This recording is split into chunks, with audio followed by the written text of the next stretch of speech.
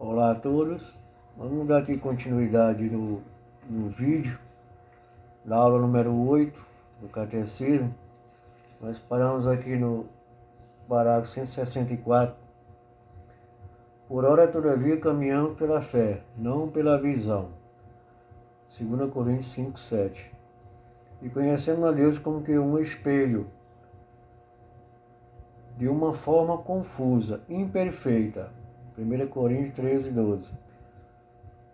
Luminosa em virtude daquele em que ela crê. A fé é muitas vezes vivida na obscuridade. A fé pode ser posta à prova. O mundo em que vivemos muitas vezes parece estar bem longe daquilo que a fé nos assegura. As experiências do mal e do sofrimento, das injustiças e da morte, parecem contradizer a boa nova. Podem abalar a fé e tornar-se para ela uma tentação. Então, essa questão do mal, da doença, do sofrimento, né? Muitas vezes as pessoas podem ficar abaladas, não compreender essa questão da fé. Como diz aqui, a fé pode ser posta à prova, né?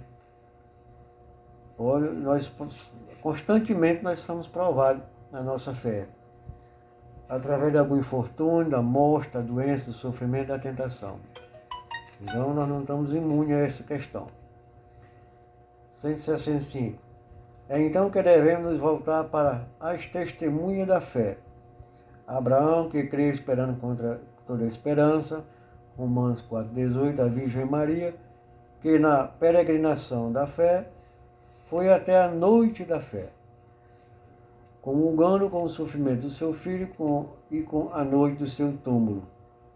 E tantas outras testemunhas da fé, como tal nuvem de testemunha ao nosso redor, rejeitando todo o fardo e o pecado que nos envolve. Corramos com perseverança para o certame que nos é proposto, com os olhos fixos naquele que é autor e realizador da nossa fé.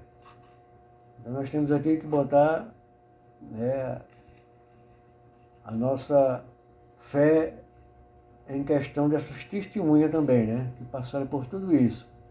Quando nós nos voltamos a acharmos que estamos passando por dificuldade, nós não voltamos para os mártires, né, as testemunhas, os personagens, os profetas, todos aqueles que passaram por provações. Aqui dá o exemplo do Abraão e da Virgem Maria. Então nós temos que nos espelharmos nesses personagens, nessas testemunhas que nos rodeiam, né? A história conta e a palavra de Deus está registrada. O artigo 2, nós cremos, né? Parágrafo 166. A fé é um ato pessoal. A resposta livre do homem, a iniciativa de Deus que se revela. Ela não é, porém, um ato isolado. Ninguém pode crer sozinho, assim como ninguém pode viver sozinho. Ninguém deu a fé a si mesmo, assim como ninguém deu a vida a si mesmo. O crente recebeu a fé de outros, deve transmiti-la a outros. Nosso amor por Jesus e pelos homens nos impulsiona a falar a outros de nossa fé. Cada crente é como um elo na grande corrente dos crentes. Não posso crer sem ser carregado pela fé dos outros. E pela minha fé contribuo para carregar a fé dos outros. Eu creio. Parágrafo 167.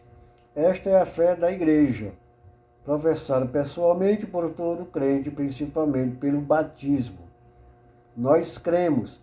Esta é a fé da Igreja, confessada pelos bispos reunidos em concílio ou em mais comumente pela Assembleia Litúrgica dos Crentes.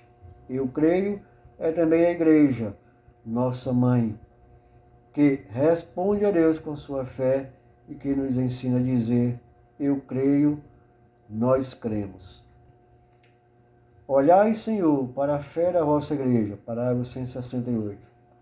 É antes de tudo a Igreja que crê e que desta forma carrega, alimenta, sustenta a minha fé. É antes de tudo a Igreja que em toda parte confessa o Senhor. A voz por toda a terra proclama a Santa Igreja. Assim cantamos. E com ela e nela também nós somos impulsionados e levados a confessar. Eu creio, nós cremos. Nova no, e vi a vida nova do Cristo pelo batismo no ritual romano.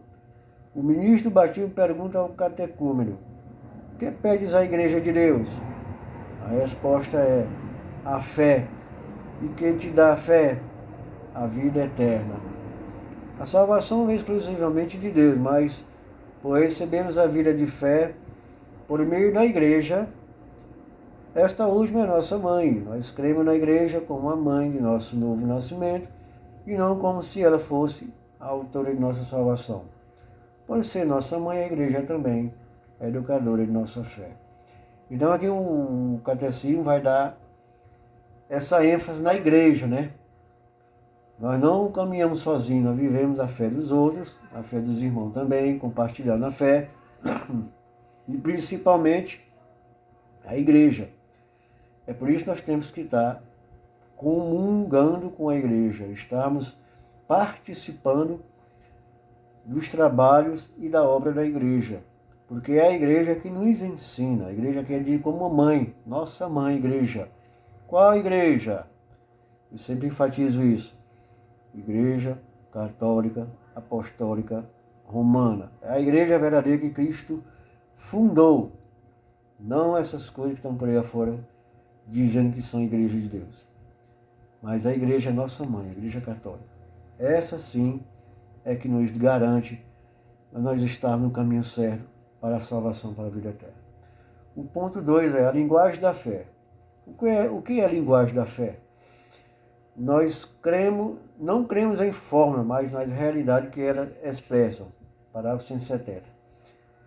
E que a fé nos permite tocar.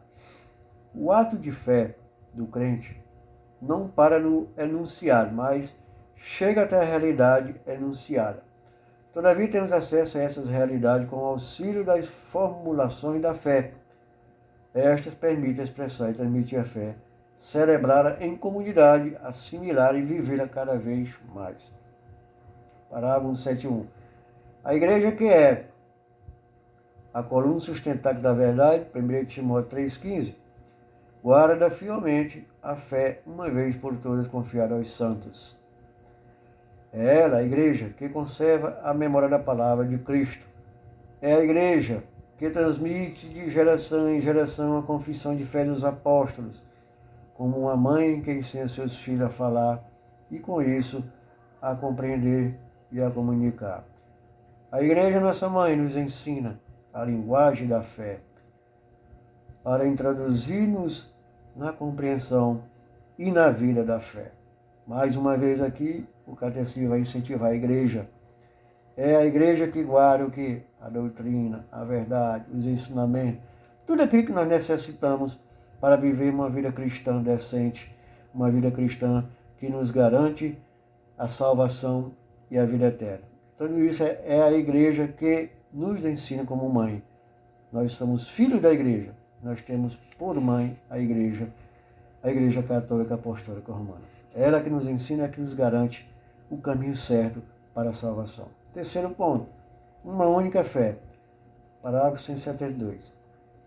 Há séculos, mediante tantas línguas, culturas e povos e nações, a Igreja não cessa de confessar sua única fé, recebida de um só Senhor, transmitida para o único batismo enraizado na convicção de que todos os homens têm um só Deus e Pai. Santo Irineu de Leão, testemunho da fé, declara: